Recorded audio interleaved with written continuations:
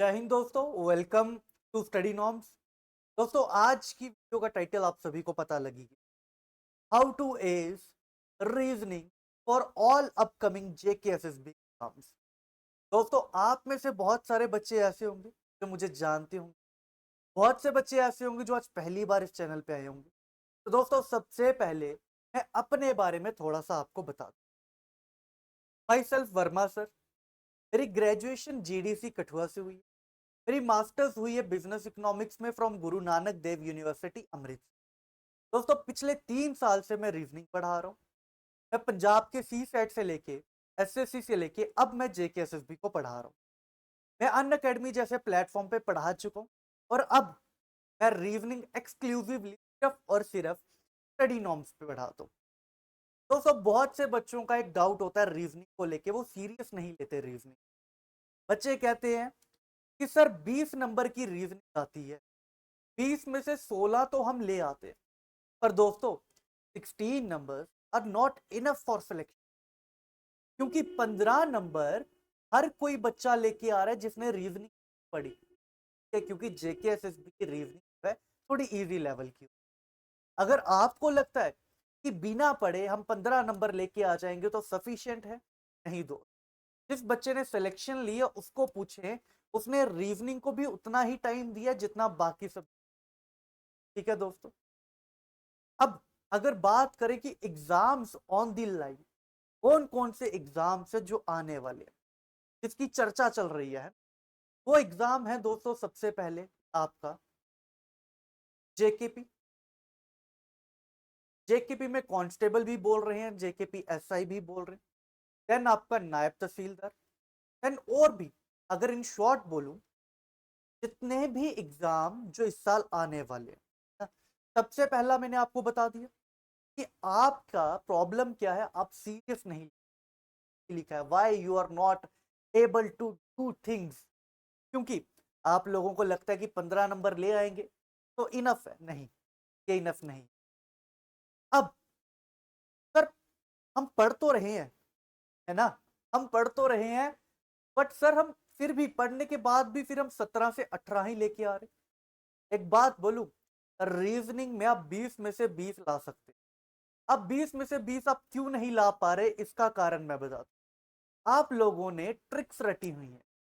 Tricks इस तरह से रटी है कि आपको कंसेप्ट बिल्ड ही नहीं, आपको कंसेप्ट के बारे में पता ही नहीं।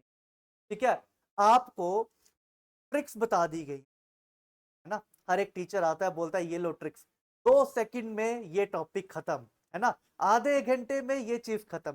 दोस्तों, आधे घंटे में 2 सेकंड्स में ट्रिक्स लगती हैं, बट 80% जो है ट्रिक्स लगती है, 20% जो है ना, कभी कभार ट्रिक्स नहीं लगती, आपको कंसेप्ट के तरीके से। बहुत बार अभी हुआ, पिछले ही एग्जाम्स में देखा, जेकेएसएसबी ने रीजनिंग में लेवल बढ़ाया। अभी 10th लेवल का एग्जाम आया था, मैट्रिक लेवल का, उसमें उसने सीधे और सीधे सीजीएल के क्वेश्चन, ठीक है, फिलॉग्स में देखा जाए इधर और का कंसेप्ट देखा कि लेवल बढ़ा रहा है, बट आप फिर वही बात कर रहे हैं, ट्रिक्स ट्रिक्स ट्रिक्स। नहीं, ट्रिक्स पे काम नहीं चलेगा। और ट्रिक्स ड्राइव कहां से हुई, यू हैव टू नो कि ट्रिक्स कहां से ड्राइव हुई हैं दोस्तों। आपको अगर लग रहा है कि सिर्फ ट्रिक्स रटने से कुछ नहीं होगा, कंसेप्ट से ही ट्रिक बनती है। अगर मैं अपनी लैंग्वेज में बोलूं, ट्रिक्स जैसी कोई भी चीज एग्जिस्ट करती, जो ट्रिक्स है ना, वो कंसेप्ट ही है, कंसेप्ट की शॉर्ट फॉर्म, वही आपको अपनी क्लियर करनी। अब मैं आपको बताता हूं कि सिलेबस क्या क्या है रीजनिंग का। रीजनिंग में वर्बल आता है, नॉन वर्बल आता है। अब वर्बल रीजनिंग क्या होती है, नॉन वर्बल रीजनिंग क्या होती है, मैं बहुत बार अपनी क्लास में बता चुका हूं। दोस्तों, वर्बल रीजनिंग वो होती है जिसमें हम न्यूमेरिकल वैल्यू, अल्फाबेट का हम यूज करते हैं, थोड़ी बहुत कैलकुलेशन, वो होती है आपकी वर्बल। नॉन वर्बल होती है जो इमेज रिलेटेड आपकी रीजनिंग होती है ना, वो होती है आपकी नॉन। दोस्तों, वर्बल में अगर जेकेएसएसबी की बात करूं, कुछ टॉपिक्स ऐसे हैं जो आते ही आते। सबसे पहले बात करूं ब्लड रिलेशन, ठीक है, उसके बाद बात करूं मैं डायरेक्शन, उसके बाद बात करूं डिस्टेंस, डिस्टेंस के बाद बात करूं मैं सिटिंग अरेंजमेंट। फिटिंग अरेंजमेंट की अगर मैं बात करूं दोस्तों, आपको क्लॉक भी पढ़ना है, क्लॉक नहीं आता बट पढ़ना है ना, क्योंकि आ सकता है। कैलेंडर, आता नहीं है, आ सकता है, तो छोड़ के नहीं जा, है ना।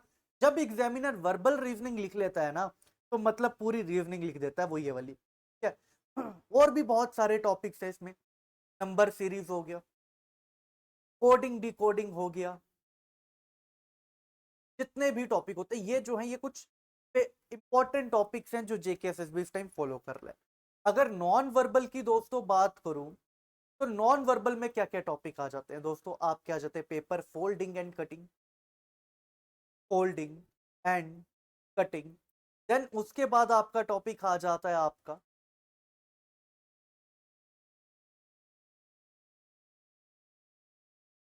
पेपर पंचिंग, क्या, पेपर पंचिंग। पेपर पंचिंग के बाद दोस्तों आपका आ जाता है वेन डाइग्राम,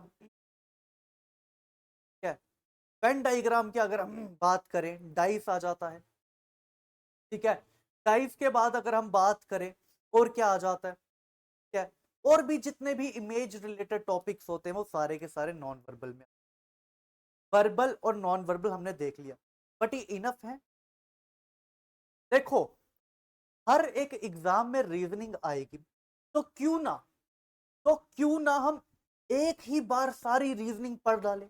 और रीजनिंग का ना एक फायदा होता है, एक बार रीजनिंग पढ़ ली ना, याद नहीं भूल, क्या, हाँ, खराब टीचर से पढ़ोगे तो फिर तो दूसरे दिन भूल जाएगी। एक अच्छे टीचर से रीजनिंग पढ़ोगे तो रीजनिंग कभी याद नहीं। अब अगर मैं बात करूं, लगभग 24 टॉपिक्स होते हैं दोस्तों, ये जो टॉपिक्स, ये सारे टॉपिक्स है रीजनिंग।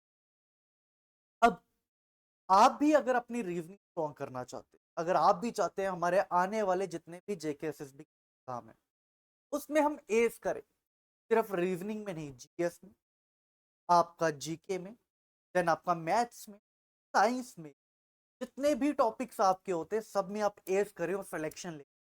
तो इस चीज के लिए हम आपके लिए लेके आए हैं बुनियाद बैच। दोस्तों बुनियाद बैच में जो फैकल्टी है ना वो टॉप है, ब्रिलियंट, इससे अच्छी फैकल्टी नहीं मिलेगी पूरी, ठीक है। अब रेमो सर, जीएफ टीचर, मुझे नहीं लगता इंट्रोडक्शन की भी जरूरत नहीं है ना। देन वर्मा सर, रीजनिंग अच्छा पढ़ाते हैं, एक बार देखें, ठीक है। Dinesh sir, brilliant teacher, maths को एकदम बिल्कुल बेसिक से पकड़ते हैं, ठीक है, बड़े अच्छे से पढ़ाते हैं। शिवानी मैम, इंग्लिश के ब्रिलियंट टीचर, बहुत अच्छा पढ़ाते हैं, काफी साल का एक्सपीरियंस। अंकुश सर, साइंस पढ़ाते हैं, बहुत अच्छी, 5 से 6 साल का experience. Waqar sir, Waqar sir, UPSC pre qualified, main qualified, JKS 3 times pre qualified. समझ रहे हैं, टीचर्स का लेवल देख रहे हैं, फैकल्टी का लेवल देख रहे हैं, कहां तक जा रही है फैकल्टी का लेवल। दोस्तों बुनियाद बैच में ना हर एक चीज जो है ना, बेसिक्स, बेसिक्स बिल्कुल नीचे से उठा के स्टार बनाएंगे, ठीक है ना। अब एक सबसे बड़ा जो डाउट है बच्चों को, वो मैं क्लियर करना चाहता हूं, जो बुनियाद बैच के बारे। दोस्तों 2 महीने की तैयारी, 1 महीने की तैयारी, 1.5 महीने की तैयारी, 3 महीने की तैयारी, एक बार, एक बार दिल लगा के हमारे साथ 6 महीने, जो सही तैयारी होती है ना। 1 महीने में, 2 महीने में पेपर क्वालिफाई नहीं, क्लियर कट बात करता हूं, 2 महीने में पेपर क्वालिफाई नहीं हो, पेपर क्वालिफाई होने में टाइम लगता। एक बार 6 महीने लगा के देखिए बुनियाद बैच, आप समझेंगे। और मुझे नहीं लगता आज तक फाउंडेशन बैच कहीं भी आपको ऑनलाइन मिले, पहली बार हम लेके आए हैं फाउंडेशन बैच। क्यों लेके आए हैं? ताकि आपका फायदा हो जाए। हम चाहते तो एक एक एग्जाम के लिए अलग अलग बैच ले आते, बट उसका कोई फायदा नहीं। क्यों? क्योंकि 3 3 महीने में कंप्लीट कर देंगे, फिर तुम हमें बोलोगे सर आपने पढ़ाया नहीं अच्छा, ठीक है ना।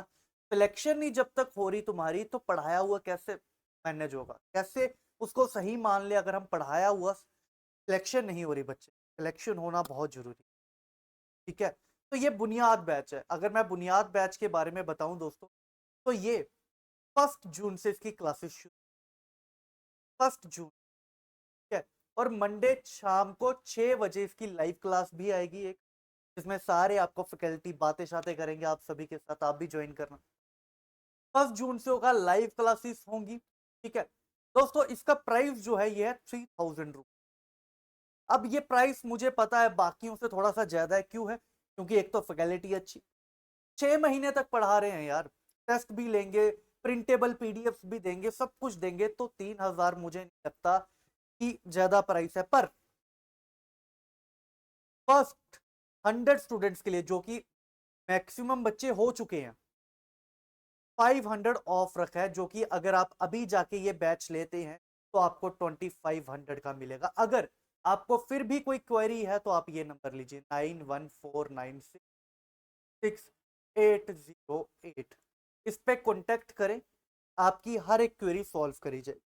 तो दोस्तों आप भी मिले, हम भी मिलकर आने वाले जेकेएसएसबी के हर एक एग्जाम को फोड़ेंगे, और स्टडी नॉर्म्स का हर एक बच्चा हर एक डिपार्टमेंट में होगा।